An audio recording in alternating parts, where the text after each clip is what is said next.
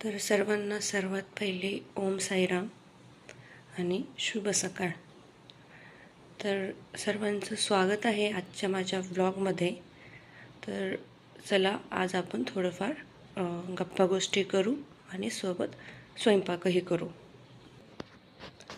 तर बघा, आजच्या स्वयंपाकासाठी मला इथे मी मिरची घेतली आहे, 2 कांदे घेतले, लसूण घेतला आहे. लसूण काही मी फार यूज नाही करणार आहे. आणि बेसन घेतलं आहे. बेसन म्हटल्यावर आणि एवढ्या सर्व गोष्टी म्हटल्यावर तुम्हाला कळलंच असेल की मी आज काय बनवणार आहे. तर मी आज सिंपल पिठलं म्हणजे की बेसन बनवणार आहे, जे की झटपट होतं. त्याचबरोबर इकडे बघा किती भांडे निघालेले आहेत आणि मिस्टर गेले ड्युटीला आणि शंभू आणि डब्बू अजून झोपलेलेच आहेत. बघू शकता एकदम गाढ झोपला आहे. रात्रभर खूप मच्छर चावतात, गरमी खूप आहे. मग सकाळी सकाळी छान झोपलेत ते आता. आणि इकडे थोडं लाईटचा पण खूप प्रॉब्लेम आहे. सारखीच लाईट येते जाते आले की दिवस येत नाही. चला तर आपण हे सर्व मी धुवून घेतले. ही मिरची आधी आपण कट करून घेऊ. अजून माझ्याकडे काही मोबाईल स्टँड वगैरे नाही. जेव्हा येईल तेव्हा मी स्वतःला हे दाखवणार आहे. कारण की कसं पुढे जायचं म्हटलं की आपल्याला लाज आणि लाजून सोडावं लागणार आहे. एक म्हणजे कसं आहे, काहींचे व्हिडिओ तुम्ही बघता, कसं आहे, सलमान खान बनून पैसे नाही बनवता, म्हणजे कमवता आले तर आपल्याला अमरीशपुरी बनावं लागतं. आणि पैशाशिवाय आजकाल काहीच होत नाही, काहीच नाही. आणि घर बसून तरी काय करणार. चला, नंतर मला जॉब करायचा असेल, पण मुलं मोठे होईपर्यंत काहीतरी.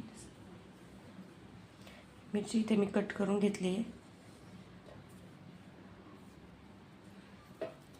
तर माझं आजचं टेम्पलेट तुम्ही बघितलेलं असेल. माझं शिक्षण किती, मी यूट्यूबवर का आले, आणि तिसरं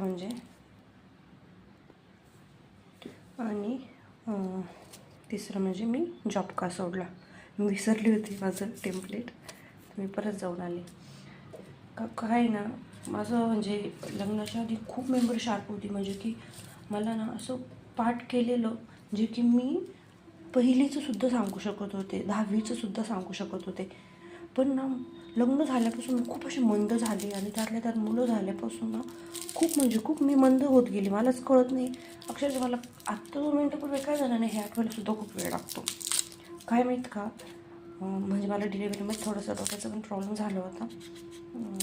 तर मला कुठल्याच हॉस्पिटलमध्ये घेत नव्हते. मला MRI करायला लावला 8व्या-9व्या महिन्यात. म्हणजे 8व्या महिन्यात, 9व्या महिन्यापर्यंत तर गेलीच नाही मी. 8व्या महिन्यातच माझी डिलिव्हरी वगैरे झाली. ज्या डॉक्टरांकडे ट्रीटमेंट चालू होती ते डॉक्टर पण मला नाही म्हटले हॉस्पिटलमध्ये घ्यायला. आणि MRI वाले डॉक्टर तर मला MRI करू देत नव्हते. ठीक आहे, त्या सर्व गोष्टी आपण नंतर बोलू. तर माझं शिक्षण जे आहे ते असं 1ली ते 10वी जे की रयतमध्ये नाही, आपल्या मराठी शाळेतच झाले. शाळा पण चांगली होती. आणि मला 10वीला 82% पडले. आणि तेव्हा जी एक्झाम असायची ती खूप कडक असायची, खूप कडक असायची. आणि आजकाल कसं म्हणजे की मुलं कॉफी करतात, अभ्यासाचं एवढं काही पहिल्यासारखं राहिलेलं नाही मुलांमध्ये, नाही का. आणि 11th-12thला मी हॉस्टेलला होते, जे माझं कोपरगावमध्ये शिक्षण झालं आहे. SCGM कॉलेजमध्ये, चांगल्या कॉलेजमध्ये माझं शिक्षण झालं आहे, असं काही नाही.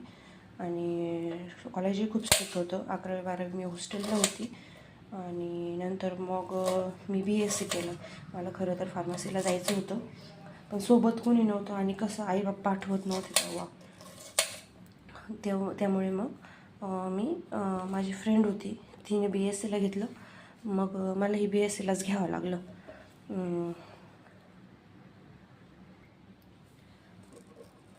मला ॲडजस्ट केला. त्यानंतर मी BScला 3 वर्ष हॉस्टेलला होते, कॉलेजच्याच हॉस्टेलला. आम्हाला काही तेव्हा मोबाईल वगैरे असं काही लाऊड नसायचं, काही नसायचं. म्हणजे बाकीचे मुलं वापरायचे चोरून चोरून मोबाईल, पण आपल्यात कधी ते धाडसं झालं नाही, कधी आईबापाला फसवण्याची अशी म्हणजे हिंमत पण झाली नाही. आपल्याला ज्या कामासाठी पाठवले, घरची परिस्थिती नसताना आपण तेच काम केलं पाहिजे, हो की नाही. मग आम्ही म्हणजे माझ्या रूममेट पण तशाच होत्या, चांगल्याच होत्या. त्यांनी कधी मोबाईल यूज केला नाही. कसे संगत सोबतीचा पण खूप परिणाम असतो, नाही का.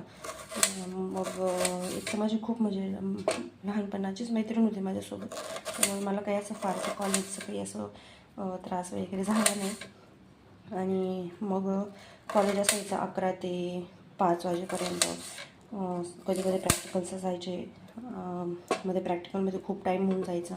मग नंतर मुली हॉस्टेलची मुली मैत्रिणी वगैरे आमच्या क्लासमध्ये असं झालं तसं झालं. मग तो खूप टाईम निघून जायचा. तर मग मी मुली झोपल्या की मग तोपर्यंत मी झोपून घ्यायची. म्हणजे की मुली झोपर्यंत आमच्या रूममध्ये यायच्या गप्पा गोष्टी करायला, तोपर्यंत मी झोपून घ्यायची. आणि रात्री मग 2 ते 4 उठायची अभ्यास करायला आणि मग परत झोपायची. म्हणजे असं माझं ते सवयच लावून गेली. आताही मला ना त्या पिरियडमध्ये झोपच येत नाही, कारण की ती सवय लागलेली असते शरीराला, नाही का. मग त्यानंतर BSc झालं. मग आणि हॉस्टेल इतकं कडक होतं ना, जेवणाची तर काही व्यवस्थित नव्हती. पण कधीही 1ला 12ला 12:30ला रेक्टर कधीही म्हणजे बेल वाजवायचे की ह्या खाली आता. एक मुलगी चूक करायची, पण सगळ्यांना शिक्षा भोगावं लागायची. मुली काही पण कुठाने करायच्या आणि खूप टेन्शन यायचं. कधी कधी झोपेतून उठून जावं लागायचं. असं म्हणजे खूप स्ट्रिक्ट कॉलेज होतं, त्यामुळे असं कधी बाकीच्या गोष्टीमध्ये पडायची हिंमत पण झाली नाही. आणि पडलो पण नाही, पडायचं पण नव्हतं. नंतर मग MSc केलं. MScमध्ये मी chemistry, organic chemistry subject choice केला. तिथे आपला कांदा कट करून झाला आहे. आणि माझं BSc पण जे की डिस्टिंक्शनमध्ये मी काढलं आहे. आणि MSc जे आहे मी ते अपडाऊन करून म्हणजे माझा फर्स्ट क्लास डिस्टिंक्शन थोड्यावरून गेला, पण फर्स्ट क्लासमध्ये आहेच मी. म्हणजे माझं शिक्षण जे आहे ते MSc झाले. आणि MScच्या रिझल्ट आधीच मी जॉबला लागले, NAPOLI जॉबला लागले, जे की लेडीज कॉलेज होतं, महिला कॉलेज म्हणून परजण्यांचं म्हणता येईल तुम्हाला. तिथे मी जॉब केला. मग लसूण पण सोलते मी आता. तिथे मी जॉब केला 2019-20-21पर्यंत. मग करोनाच चालू होता त्या पिरियडमध्ये. मग कॉलेज जास्तच कधी सुट्टी असायची, कधी नसायची. मग त्यानंतर मग माझं लग्न जमलं. मग इकडे पण मी कस्तुरी कॉलेजला, फार्मसी कॉलेज पलांड्यांचं शिक्रापूरमध्ये, तिथे मी जॉब केला. तर म्हणजे की मला जॉब करताना असं काहीच वाटलं नाही. मला म्हणजे की माझ्यामध्ये बोलण्याचं स्किल हे खूप होतं, सगळंही खूप होतं. मी असं खूप हजेरी जबाबी म्हणतात ना, तसं होते. कधी कोणाचा शब्द खाली पडू देत नव्हते. पण आता ना मला खरंच बोलताच येत नाही. म्हणजे माझ्यामध्ये जो कॉन्फिडन्स असतो ना, म्हणजे असं मला घराच्या बाहेरच पडावं वाटत नाही. काय झालं काय माहिती, मला काहीच कळत नाही. त्यामुळे मी खरं यूट्यूबवर येण्याचं ठरवलं. आणि कसं आहे ना, लाईफ पार्टनर जो असतो ना, खरं त्याचं आपल्यासोबत असणं खूप गरजेचं असणं, किंवा ती आपली वाईफ जी आहे आपली, किंवा पार्टनर जे आहे, किंवा दोघंही एकमेकांना समजून घेतलं पाहिजे. प्रत्येक गोष्टीत समोरच्याला जर दोषी ठरवलं जात असेल तर मग समोरच्याचाही म्हणजे की आत्मविश्वास म्हणा, किंवा म्हणजे जगण्याची उमेद म्हणा, म्हणजे असं की सगळंच असं कमी कमी होत जातं.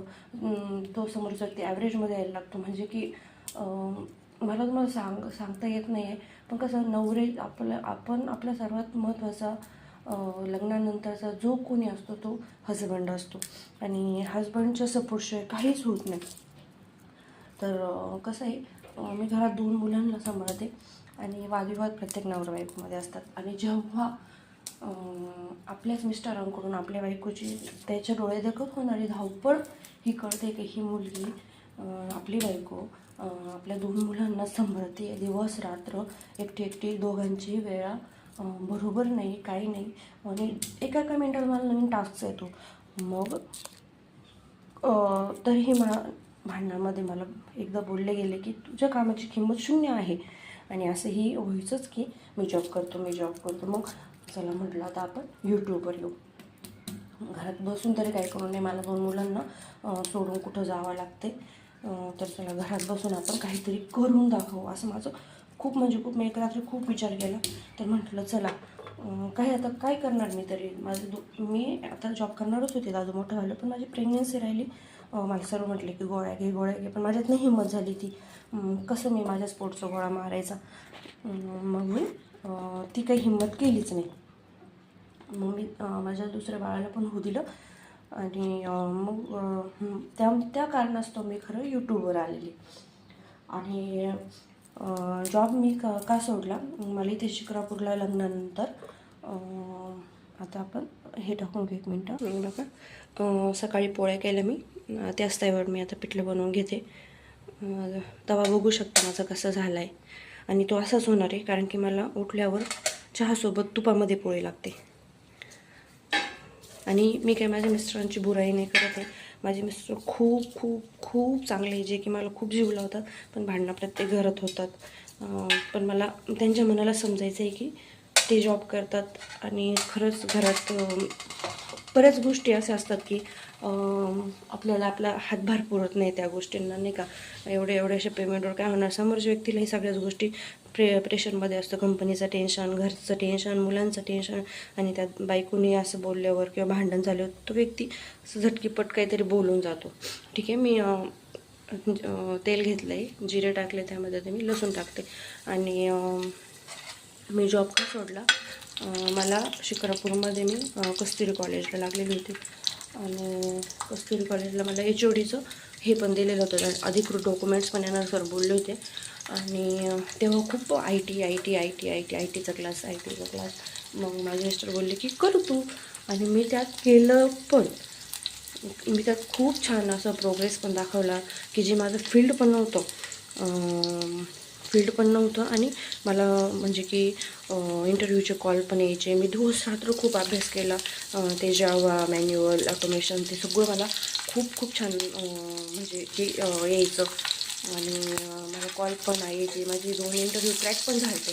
पण ना त्या पिरियडमध्ये माझी नेमकी प्रेग्नन्सी राहून गेली, कारण की जॉब करत नव्हते, काही नव्हते. आणि मग घरीच होते. त्या पिरियडमध्ये माझी प्रेग्नन्सी राहून गेली. मग काय करायचं आता. मग सगळे बोलले की आता लग्नाला 1.5-2 वर्ष झाले, आता मुलं होऊ दे. मग त्यामुळे मग नंतर प्रेग्नन्सी राहिली, असं म्हणजे काही करण्याची इच्छा नव्हती, काही नव्हती. मला 1.5 महिना झाला ब्लिडिंग व्हायचं, म्हणजे असं की खूप गोष्टींना जावं लागलं. 8व्या महिन्यात मला डोक्याचा पण प्रॉब्लेम झाला. म्हणजे की पहिल्या प्रेग्नन्सीमध्ये माझं खूप म्हणजे की देवाच्या दारातून मी परत आलेली. मला कुठलं हॉस्पिटलमध्ये घेत नव्हते, काही नव्हते. मी नुसतं मनात ओम साईराम करायची. आणि मग नवनाथ महाराज माहिती तुम्हाला, नवनाथांच्या मंदिरात गेले. म्हटलं देवा तू मार्ग दाखव मला. मग त्यावेळी की ज्या डॉक्टरांनी मला ॲडमिट केलं होतं, ते डॉक्टर म्हटले की तू फक्त संयम ठेव, आम्ही काय करायचं ते करू, मी तुला 10 मिनटात तुझं ऑपरेशन करून देतो. मग त्या डॉक्टरांमुळे खरं मी आणि माझं बाळ सुखरूप आहे. खरंच मी खूप आभार मानेल माझ्या साईबाबांचे, नवनाथ महाराजांचे आणि त्या डॉक्टरांचे. त्यामुळे मी जॉब सोडला, कारण की माझी प्रेग्नन्सी राहिली. आणि मग जॉब करण्यात काहीच हे तथ्यच नव्हतं. एवढे सगळ्या गोष्टींना मला सामोरं जावं लागायचं. आणि मग त्याच पिरियडमध्ये त्यांची शिफ्टिंग पण झाली. मिस्टर गंगापूरला जॉबला लागले, जे की संभाजीनगरमध्ये. आणि कसे हे जे MIDCवाले आहेत ना, कंटिन्यू त्यांच्या बदल्या होत असतात. कंटिन्यू म्हणजे कधी इकडे कधी तिकडे त्यामुळे माझं एक थारा नाही आहे. सगळीकडे मला सारखं शिफ्टिंग करावं लागतं, सारखंच ते फर्निचर, सारखंच ते भांडे, सारखंच म्हणजे की सारखंच त्या सगळ्या गोष्टींना सामोरं जावं लागतं. पोटात बाळ असतानाही मी तिकडं सगळं घर आवरून आमचं शिफ्टिंग केलं. त्यानंतर तिकडं सगळं घर रूम वगैरे सेट करायला गेली. परत दुसऱ्या बाळाच्या वेळेस मला एम्प्रोमध्ये कॉल लागला माझ्या मिस्टरांचा. तेव्हाही सगळं घर आवडलं. पण तेव्हा आम्ही माझी सेकंड प्रेग्नन्सी राहिली. त्यामुळे मग एवढ्या लांब प्रवास, एवढं लांब मुलं कसं घेऊन यायचं, एवढ्या लांब पोटात बाळ असलं, एवढं 200-250 किलोमीटरवरून प्रवास कसा करायचा, ह्या गोष्टीमुळे आम्ही ती कंपनी रिजेक्ट केली. पण नंतर देवाची कृपा बघा, ते त्याच्यापेक्षा बेटर कंपनी माझे मिस्टर लागले आणि खरंच आमचं खूप छान झालं. असं काही नाही, त्या ह्या सगळ्या गोष्टींमुळे मी जॉब सोडला आहे की माझी प्रेग्नन्सी राहिली आणि मी व्हेलॉसिटी जॉईन केल्यामुळे मग माझं फक्त तेच अचिव्हमेंट होतं की चला आता IT करू. पण की ते पण लॉस माझ्याकडून पॉसिबल नाही झालं. म्हणजे की आगीतून जाऊन फुपाट्यात पडल्यासारखं झालं, माझ्याकडून सगळंच गेलं. पण जे गेलं त्याचं काही नाही, माझ्या नशिबात माझे 2 मुलं मला आलेत. हेच माझ्या सोन्याहून पिवळे, बाकी काही नको. तर हे सर्व मला तुमच्यासोबत शेअर करायचं होतं की माझं शिक्षण MSc झालं आहे, केमिस्ट्री झालं आहे. त्यानंतर मी एक रॅप कोर्स म्हणून केला, तीही एक्झाम मी क्रॅक केली. म्हणजे की नाशिकला सारडा सर्कलचे तिथे आहेत तीही एक्झाम मी क्रॅक केली. आणि नीट पण मी त्यावेळेस नीटला मला किती 112 की 113 असं काहीतरी मला आठवत नाही, पण तेव्हाही मला खूप म्हणजे छान मार्क्स होते. म्हणजे मी खूप अभ्यास, म्हणजे नाही का अभ्यासू किडा, कुठल्याही स्पर्धेत नाही, काही नाही अशी मुलगी होते. पण कसं आहे ना, मुलींचं शिक्षण, मुलींचे जे आजकालचे म्हणजे लोकांचे विचार, म्हणजे मुली सेफ नाही आहे ना, त्यामुळे आईबाप कुठं मुलींना पाठवत नाही. आणि मला गुजरातला जॉब लागलेला होता, पण मला लखमापूरला मेगा फाईनमध्ये पण मला जॉब लागलेला होता. एक हेक्झॅगॉन म्हणून आहे, तिथेही मला ऑपॉर्च्युनिटी आली होती, पण नाही पाठवलं माझ्या आईबापाने. ठीक आहे, नाही पाठवलं, मला काय वाटत नाही, त्यांचा जीव होता माझ्यावर. मला त्यांनी शिकवलं, हेच खूप झालं. हॉस्टेलला मला एवढी छान लाईफ दिली, सगळ्या गोष्टी. म्हणजे की लहानपणी म्हणजे कष्टही खूप केले आणि कॉलेजच्या वेळेत एकही कामाला हात लावलेला नाही. एवढं कळायचं की आईचं वय होत चाललं आहे, आई खूप काम करून थकली, एवढं पण कळायचं मला. पण अशी इच्छाच होत नव्हती का आईला एक मदत करावी म्हणून. आणि आता आपलं स्वतःचं कितीही दुखलं तरी आपण उठून करतोच. म्हणजे आई झाल्यावरच कळतं की आई काय असते ते. तर चला आता आपण बेसन बनवू. इथे मी तव्यामध्ये लसूण घेतला आहे, कांदा फ्राय केला आहे आणि मिरची फ्राय. व्हिडिओमध्येच कट झाला माझा, बोट लागलं वाटतं. इथे मी हळद टाकून घेतली.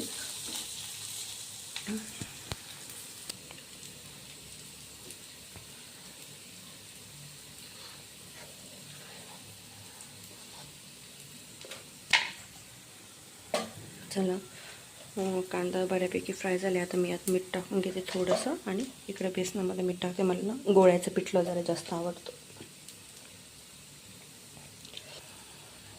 कसं आहे ना, घर घडवणं, मुलांना घडवणं हे आईबापावर अवलंबून असतं. आईबापावर जर असतंच आणि मुलांनी ठेवलेली फ्रेंडशिपवर असतं. कारण आईबापाला थोडी माहीत असतं की आपल्या मुलाला आपण शाळेत घातलो, त्याची संगत कशी आहे, सोबत कशी, ही आपल्या मुलांनी जाण ठेवली पाहिजे. चला आता डब्बू पण उठलं आहे. मी बाकी न काही बोलता बेसन टाकून घेते. मला गोळ्याचं पिठलं आवडतं, मग त्यामुळे मी थोडंसं असं घट्टच करणार आहे. व्हिडिओ माझा कट झाला. मला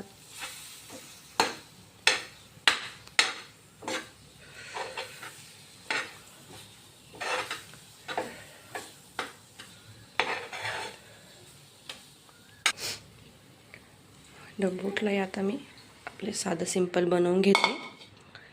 आणि कसं आहे ना, जसं की आपण आपल्या आईबापाला समजून घेतो ना, तसंच आपण आपल्या नवऱ्यालाही समजून घेतलं पाहिजे.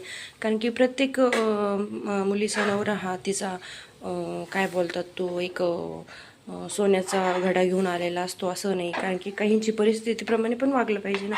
आपण आपल्या नवऱ्याला साथ दिली पाहिजे. आपल्या बापाला कमवायला एवढं आयुष्य लागलं, ॲटलिस्ट आपल्या नवऱ्याला त्याच्या निम्म का होईना इतका वेळ तर दिला पाहिजे. नाही तर काही मुली बघा, तिचा नवरा कसा आहे, तिचा असा नवरा आहे, हे घेतो ते घेतो. तर असं नाही केलं पाहिजे. कारण की तोही कमवतो, आपल्या परिवारासाठीच कमवतो, आपल्या लेकरा बाळांसाठीच कमवतो. आणि बहुतांश म्हणजे की जे नवरे लोक असतात स्वतःसाठी काहीच करत नाही. कपडेसुद्धा लवकर घेत नाही. फक्त ते घरच्या जे गरजा असतात, किराणा झालं, बाजार झालं, मुलांचे दवाखाने, शिक्षण, बायकोचं सर्व, लग्न आलं, कार्य आलं, पाहुणे आले गेले, सगळं खर्च त्यालाच असतो. तर प्लीज त्यालाही समजून घेतलं पाहिजे की